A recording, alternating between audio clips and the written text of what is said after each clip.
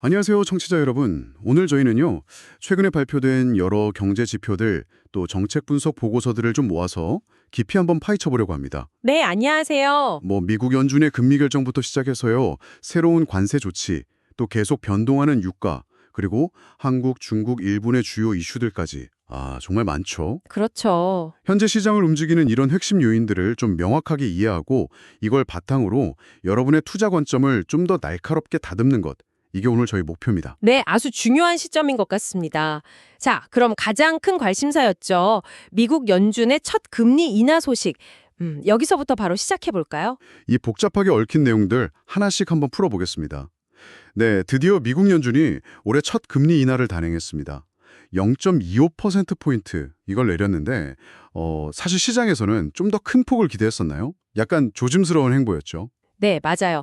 기대치보다는 좀 낮은 수준이었죠. 그 배경을 보면 이게 좀 흥미로운데요. 8월 고용지표 이걸 보면 일자리 증가세 자체는 예상보다 좀 주춤했어요. 그리고 실업률도 4%대 초반으로 살짝 올라서면서 이제 고용 시장도 좀 식는 건가? 이런 신호가 분명히 있었거든요. 그렇죠. 그런 시그널들이 나왔죠. 근데 또 다른 쪽을 보면 개인 소비 지출, 그 PCE 물가 상승률 있잖아요. 이건 연준이 특히 눈여겨보는 지표인데 네, 핵심 지표죠. 이게 여전히 목표치인 2%를 꽤 웃돌고 있어요. 물론 상승세가 아주 가파르진 않고 약간 완만하게 둔화되는 추세이긴 한데 그래도 안심하긴 좀 이른 거죠. 맞습니다. 아직은 좀 높은 수준이에요. 그러니까 이 서로 다른 신호들 사이에서 연준이 정말 많은 고민 끝에 내린 결정 아닌가 싶습니다. 맞습니다. 그 고심의 흔적이 이번 인하폭 그리고 앞으로의 전망에서도 좀 드러나는 것 같아요. 분명히 성장주나 기술주 중임의 중소형주에는 단기적으로는 좀 숨통을 틔워주는 소식이죠. 네, 그렇죠. 일단은 호재로 받아들여졌죠. 하지만 말씀하신 대로 물가가 여전히 좀 끈적하게 높은 수준이라서 연준이 여기서 막 공격적으로 금리를 계속 내리기는 좀 어려울 겁니다. 속도 조절을 하겠군요. 네, 저희가 분석한 자료 중 하나는 이번 인하를 사이클의 시작 이렇게 보기보다는 상황 점검 후에 하는 간헐적인 조정에 가깝다 이렇게 평가하더라고요. 간헐적 조정이요? 네, 그러니까 앞으로 금리 인하 경로가 상당히 좀 불규칙하고 또 예측하기 어려울 수 있다는 겁니다. 그래서 여기서 중요한 포인트는 단순히 금리가 내려간다고 해서 모든 금리 민감주가 똑같이 수혜를 보는 건 아니다. 이 점이에요. 아하. 오히려 선별적인 적분이 훨씬 더 중요해졌습니다. 예를 들어서 여러 보고서에서 공통적으로 지적하는 부분이 있는데요. 현금 창출 능력이 아주 뛰어나고 또 장기 계약 기반으로 해서 안정적인 매출 구조를 가진 기업들, 네네. 가령 AI 인프라라던가 특정 분야의 소프트웨어 기업들, 이런 곳들은 금리 변동성에 상대적으로 좀 덜 민감하면서도 이 구조적인 성장성이 부각돼서 프리미엄을 계속 받을 가능성이 높다. 이런 분석입니다. 그러니까 단순히 금리 인하 수혜주라는 그 이름표만 보고 달려들면 안 된다는 말씀이시네요. 그렇죠. 옥석 가리기가 필수적인 거죠. 그러니까 발표 자체보다는 앞으로의 속도, 또 지속 가능성이 좀 불확실하다는 점, 그리고 그 안에서도 진짜 알짜를 골라내는 게 훨씬 더 중요해졌다. 이런 말씀이시군요. 네, 정확합니다. 그런데 연준의 이런 신중한 행보에 또 다른 변수가 하나 끼어든 것 같아요. 미국 정부가 갑자기 특정 품목에 대해서 고율 관세를 물리겠다. 이렇게 발표했잖아요. 네, 맞아요. 또 큰 변수가 등장했죠. 의약품, 대용 트럭, 가구 이런 것들이고 일부는 관세율이 최대 100%에 달한다고 하니까 와, 이건 거의 수입을 막겠다는 수준 아닌가요? 그렇죠. 상당히 높은 수준입니다. 앞서 말한 연준의 물가 안정 노력과는 좀 곱박자처럼 들리기도 하는데 이 부분은 어떻게 봐야 할까요? 소스 자료들에서는 이 충돌 가능성 어떻게 보고 있나요? 정확히 보셨습니다. 그게 바로 지금 시장에 주목하는 딜레마죠. 이 고율 관세는 그야말로 양날의 검입니다. 양날의 검이요? 네, 단기적으로는 이건 명백히 물가 상승 압력이에요. 수입품 가격이 뛰면 그게 고스란히 소비자 물가에 반영될 수밖에 없으니까요. 그렇겠네요. 이건 방금 이야기한 연준의 조심스러운 통화 완화 기조, 즉 추가 금리 인하 가능성에 좀 찬물을 끼얹을 수 있는 요인입니다. 물가가 다시 들썩이면 연준이 금리 인하를 주저하거나 심지어는 중단할 수도 있겠죠. 연준 입장에서는 곤란하겠는데요. 그렇죠. 하지만 또 다른 한편으로 보면 이 관세 정책의 그 숨은 의도를 봐야 합니다. 그건 바로 북미 지역 내에 생산 기지를 확보하고 공급망을 재편하려는 거죠. 공급망 재편. 네. 이미 북미의 생산시설이나 탄탄한 물류망을 갖춘 기업들에게는 이게 오히려 기회가 될 수 있습니다. 수입품 가격이 오르니까 반사이익을 얻고 또 미국 중심의 공급망 재편 과정에서 구조적인 수혜를 입을 수 있다. 이런 분석이 많아요. 흥미롭네요. 네, 저희가 살펴본 자료 중 하나는 이 관세 조치가 특정 첨단 제조업 분야의 미국 내 투자를 가속화시켜서 역설적으로 아까 언급했던 AI 관련 인프라 수요를 더 자극할 수도 있다. 이렇게 지적하더군요. 아, 그러니까 자동화 투자 같은 걸 더 늘릴 수 있다. 네, 그렇죠. 효율성을 높이기 위한 그런 투자가 늘어날 수 있다는 거죠. 결국 물가 안정하고 자국 산업 보호라는 어떻게 보면 좀 상충될 수 있는 정책 목표 사이의 줄다리기가 시장의 변동성을 키우는 요인이 되고 있는 겁니다. 와, 진짜 복잡하네요. 물가를 잡으려는 연준이랑 어쩌면 물가를 자극할 수도 있는 행정부의 관세 정책이 동시에 진행되는 형국이라니. 투자자 입장에서는 정말 방향 잡기가 어렵겠습니다. 네, 맞습니다. 변수가 많아졌죠. 이런 상황에서 또 하나 중요한 변수가 유가인데요. 최근 국제유가, 그 브렌트유 기준으로 보면 배럴당 60달러 후반에서 70달러 초반 사이를 계속 오르락내리락 하고 있어요. 네, 변동성이 꽤 크죠. 세계 경기가 좀 안 좋을 것 같다, 이런 전망이 나오면 좀 떨어졌다가 또 원유 재고가 예상보다 많이 줄었다거나 중동 같은 곳에서 지정학적 긴장감이 높아지면 다시 반등하는 모습이 반복되고 있거든요. 네, 수급과 매크로 요인이 계속 부딪히고 있죠. 이 유가 변동성은 앞서 이야기한 물가나 정책 방향에 또 어떤 영향을 줄까요? 유가는 정말 빼놓을 수 없는 변수죠. 만약 지금처럼 배럴당 70달러 언저리에서 유가가 계속 머문다면 전체적인 물가 하락 속도는 확실히 좀 더 더뎌질 겁니다. 아, 물가 잡는 데는 안 좋군요. 그렇죠. 에너지 비용은 거의 모든 경제 활동의 기초 비용이니까요. 인플레이션이 생각보다 더 오래 우리 곁에 머물 수 있다. 이런 신호로 해석될 수 있습니다. 그렇다면 이런 전동성 속에서 여러분의 포트폴리오를 어떻게 방어할 것인가? 이 질문이 중요해지는 거죠. 네, 방어 전략이 중요하겠네요. 한 가지 흥미로운 분석은 최근 유가 변동성이 커지면서도 상대적으로 안정적인 배당을 지급하는 대형 에너지 기업이나 유가 자체보다는 수송량에 연동되는 파이프라인 기업들, 이런 기업들의 주가 방어력이 꽤 돋보였다는 점입니다. 아, 단순히 유가 상승에 베팅하는 게 아니라 네, 변동성 속에서도 꾸준한 현금 흐름을 창출하는 기업에 주목하는 거죠. 이런 기업들을 포트폴리오의 방어수로 활용하는 전략을 고려해 볼 수 있습니다. 좋은 전략이네요. 물론 지정학적 돌발 변수 등으로 유가가 갑자기 급등할 가능성도 늘 열어둬야 합니다. 그래서 일부 기관 보고서에서는 이런 꼬리 위험에 대비하기 위해서 소액의 옵션 매입 등을 통해 유가 급등 위험을 좀 해지하는 전략, 이걸 병행하는 방안도 제시하고 있습니다. 리스크 관리 차원에서요. 아, 그러니까 에너지주 안에서도 단순히 유가 상승만 볼 게 아니라 안정적인 배당이나 현금 흐름에 주목하고 혹시 모를 급등에 대비한 해지 전략까지 고민해야 한다. 이런 말씀이시군요. 알겠습니다. 네, 맞습니다. 자, 이제 시선을 아시아로 한번 돌려보죠. 먼저 우리나라 한국은행이 얼마 전 기준금리를 0.25%포인트 내렸습니다. 2.75%에서 2.50%로요. 네, 국내에서도 금리 인하가 있었죠. 미국 연준과 좀 비슷한 시기에 인하를 단행했는데 배경은 역시 좀 다르겠죠. 아무래도 좀 둔화되는 내수 경기라던가 여전히 높은 수준인 가계부채 부담, 이걸 좀 완화하려는 의도가 커 보입니다. 그렇죠. 국내 상황을 고려한 결정이었겠죠. 이번 금리 인하가 국내 자산 시장, 예를 들어서 부동산 투자 신탁인 리츠나 배당주에는 어떤 영향을 줄까요? 이론적으로는 좀 긍정적일 것 같은데요. 네, 이론상으로는 그렇습니다.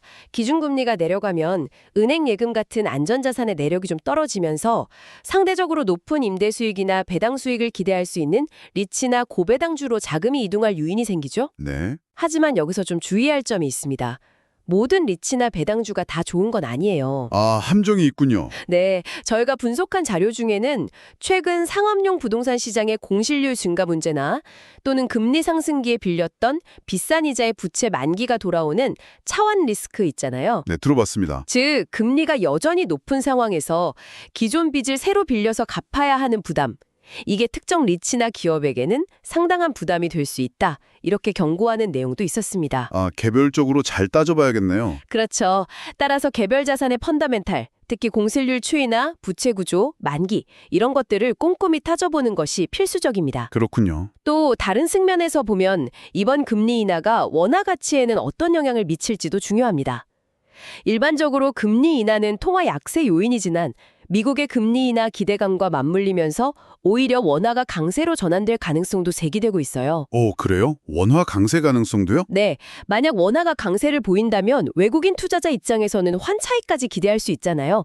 그래서 국내 증시, 특히 시가총액이 크고 외국인 보유 비중이 높은 반도체, 자동차, 2차 전지 같은 수출 대형주들, 이쪽에 대한 매수세가 유입될 수 있다. 이런 분석도 상당히 설득력이 있습니다. 국내 리츠나 배당주도 옥석 가리기가 필요하고 또 원화 강세 전환 가능성이랑 그에 따른 수출주 수급 개선 기대감도 있다. 이런 말씀이시네요. 네, 여러 가능성을 열어둬야 합니다. 그런데 바로 이웃 나라인 일본은 분위기가 정반대라고요. 우리는 금리를 내렸는데 일본은 오히려 추가로 금리를 올릴 수 있다. 이런 이야기가 계속 나오고 있다면서요. 이 부분은 좀 의외인데요. 그렇습니다. 이게 또 하나의 아주 중요한 관전 포인트입니다. 한국과 일본의 통화정책 방향이 이렇게 엇갈리고 있다는 점이죠. 네, 디커플링이네요. 일본은 최근까지도 근원 소비자 물가 지수 CPI가 일본은행의 목표치인 2%를 계속 웃돌고 있습니다.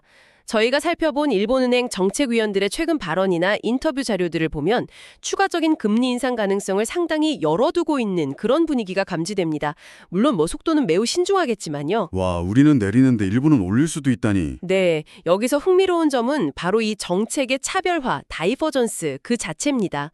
한국은 완화 쪽으로 방향을 튼 반면 일본은 여전히 긴축의 끈을 놓치거나 오히려 더 잴 수도 있다는 신호가 나오고 있다는 거죠. 그 차이가 어떤 영향을 줄까요? 만약 일본이 실제로 추가 금리 인상을 단행한다면 이건 엔화 가치의 추가적인 강세 요인이 될 수 있습니다. 엔화 강세는 일본 내부적으로는 수입 물가 안정에 도움이 되고 금리 상승과 맞물려서 일본 금융주나 일부 내수 소비주에는 긍정적인 영향을 줄 수 있다는 분석이 있어요. 일본 내부에는 긍정적일 수도 있군요. 그렇죠. 반면에 우리 한국의 수출 기업들에게는 좀 부담이 될 수 있어요. 엔화 가치 대비 원화 가치가 상대적으로 높아지면 일본 경쟁 기업들과의 가격 경쟁에서 불리해질 수 있거든요. 그렇죠. 가격 경쟁력 문제가 생기죠. 네, 따라서 일부 수출 기업들은 지금부터라도 환율 변동 위험에 대비한 해지 전략을 좀 더 적극적으로 검토해야 할 필요가 있다. 이런 지적이 나오고 있습니다. 한일 간 통화 정책 방향이 달라지면서 엔화랑 원화의 상대 가치 변화 가능성이 커진다는 점, 그리고 이게 각국 증시와 기업에 미치는 영향이 다르다는 점을 꼭 기억해야겠네요. 네, 매우 중요한 포인트입니다. 자, 마지막으로 중국 상황을 좀 살펴보겠습니다. 중국 경제의 아킬레스건으로 계속 지적됐던 부동산 문제. 이게 여전히 해결되지 않고 오히려 구조조정이 더 길어지는 양상이에요. 네, 그 문제가 계속되고 있죠. 얼마 전에는 그 거대 부동산 개발업체인 헝다가 결국 홍콩 증시에서 상장 폐지되는 일까지 있었죠. 중국 정부의 디레버리징, 그러니까 부채를 줄이려는 노력이 계속되고 있지만 그 과정이 순탄치만은 않은 것 같습니다. 네, 중국의 부동산 부문 구조조정은 예상보다 훨씬 더 장기화될 가능성이 높아 보입니다. 여러 보고서들이 공통적으로 지적하는 것은 이게 단순히 부동산 산업만의 문제가 아니라는 점입니다. 다른 산업에도 영향이 크다는 거군요. 그렇죠. 건설 경기가 위축되면 철강, 시멘트 같은 기초 자재 수요가 줄어들고 또 주택 거래가 부진하면 가전제품이나 가구 같은 내구재 소비도 타격을 받을 수밖에 없습니다. 연쇄적인 파급 효과네요. 네, 이건 자연스럽게 관련 원자재의 글로벌 가격에도 하방 압력으로 작용하죠. 즉, 중국발 수요 둔화가 전 세계 원자재 시장에 열기를 좀 식히는 요인이 될 수 있다. 이런 의미입니다. 그렇다면 이것이 우리에게 시사하는 바는 무엇일까요? 중국 의존도가 높은 산업이나 원자재 관련 투자에는 좀 더 신중한 접근이 필요하다는 겁니다. 하지만 그렇다고 중국 경제 전체가 깊은 침체에 빠진다 이렇게 단정하기는 좀 어렵습니다. 그런가요? 부동산과는 별개로 중국 정부가 강력하게 드라이브를 걸고 있는 분야들이 있거든요. 예를 들어서 첨단 IT 기술, 전기차 배터리, 태양광이나 풍력 같은 친환경 에너지 설비 투자, 이런 부분은 계속 확대되고 있습니다. 성장 동력은 다른 곳에 있다는 거군요. 네, 저희가 본 자료 중 하나는 중국 내 특정 기술 기업들의 R&D 투자 증가율이 여전히 매우 높다는 점을 강조하면서 구조적인 성장 스토리가 유효한 분야에서는 여전히 투자 기회를 찾을 수 있다, 이렇게 분석했습니다. 중국 부동산 리스크는 계속 주시해야 하지만 기술 혁신이나 친환경 전환 같은 특정 분야에서는 성장의 기회가 여전히 살아있다 이런 거군요. 정말 균형 잡힌 시각이 중요하겠습니다. 네, 맞습니다. 자, 그럼 지금까지 논의된 핵심 내용들을 한번 정리해 볼까요? 첫째, 미국 연준은 금리를 인하했지만 앞으로의 속도는 불확실하고 인플레이션 압력도 여전하다. 네. 둘째, 미국의 새로운 고율 관세, 이게 단기적으로는 물가 불안 요인이지만 장기적으로는 북미 중심의 공급망 재편을 가속화할 수 있다. 그렇죠. 셋째, 배럴당 $70 근처에서 움직이는 유가, 이게 물가 하락 속도를 더디게 만들 수 있고 그래서 포트폴리오 방어 전략이 필요하다. 네, 방어가 중요합니다. 넷째, 한국은 금리 인하로 돌아섰지만 일본은 추가 인상 가능성이 있어서 양국 간 통화정책 차별화와 환율 변동에 주목해야 한다. 네, 한일 간의 차이. 다섯째, 중국의 부동산 구조 조정은 장기화될 가능성이 높지만 특정 성장 산업에서의 기회는 여전히 존재한다. 정말 다양한 퍼즐 조각들이 각기 다른 방향으로 움직이는 느낌입니다. 정확히 그렇습니다. 여러 동력이 서로 다른 방향으로 작용하고 있기 때문에 어느 한 가지 시나리오에만 베팅하는 전략은 지금 시점에서는 매우 위험할 수 있습니다. 그렇죠. 너무 한쪽으로만 가면 안 되겠네요. 네. 저희가 분석한 자료들을 종합해 볼 때 가장 중요한 키워드는 바로 균형입니다.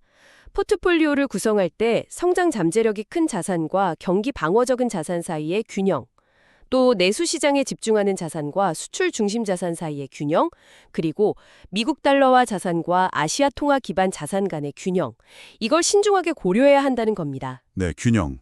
이런 복잡한 환경 속에서 청취자 여러분께서는 나의 현재 포트폴리오는 이러한 다양한 변수들을 충분히 고려해서 균형을 잘 잡고 있는가 한번 자문해 보시면 좋겠습니다. 이것이 오늘 저희 분석의 핵심적인 제언입니다. 네, 균형 잡힌 포트폴리오라는 원칙. 지금처럼 변동성이 큰 시기에는 더욱 중요하게 와닿는 것 같습니다. 그럼 앞으로 한 달 정도 저희가 특히 주의 깊게 살펴봐야 할 경제 지표나 이벤트가 있다면 어떤 것들이 있을까요? 역시 물가 지표가 계속 중요하겠죠. 물론입니다. 앞으로 발표될 미국의 PCE 물가지수와 소비자 물가지수, CPI. 이게 연준의 다음 행보를 가늠할 가장 중요한 단서가 될 겁니다. 네, 그렇죠. 물가 압력이 다시 높아지는지 아니면 둔화 흐름이 이어지는지에 따라서 시장의 기대가 크게 달라질 수 있습니다. 네. 또한 한국, 미국, 일본 등 주요국의 다음 통화정책 결정 회의 결과와 그때 나오는 정책 당국자들의 발언들, 이것도 면밀히 분석해야 합니다. 앞서 이야기한 정책 차별화가 계속될지 아니면 변화의 조짐이 보일지가 중요하겠죠. 정책 결정 회의 결과도 중요하겠네요. 네. 그 외에도 유가와 국제 해상 운임 지표의 QE, 이건 글로벌 교역과 물류 비용의 변화를 보여주는 중요한 바로미터가 될 것이고, 또 미국의 신규 관세가 실제로 소매 물가에 어느 정도 전가되는지, 그 파급 효과를 구체적인 데이터를 통해 확인하는 것도 향후 시장 전망에 큰 영향을 미칠 겁니다. 네, 정말 주시해야 할 지표들이 많군요. 계속해서 시장의 맥박을 주의 깊게 짚어 나가야겠습니다. 오늘 저희가 함께 깊이 들여다본 것처럼 현재 글로벌 경제는 금리, 무역 정책, 에너지 가격, 각국의 상이한 정책 방향 등 여러 요인들이 정말 복잡하게 얽혀 돌아가고 있습니다. 네, 정말 복잡하죠. 이럴 때일수록 단편적인 정보에 흔들리지 않고 다양한 관점을 종합해서 균형 잡힌 시각을 유지하는 것, 그리고 꾸준히 관련 정보를 업데이트하면서 상황 변화를 관찰하는 것, 이게 무엇보다 중요하다는 점을 다시 한번 강조하고 싶습니다.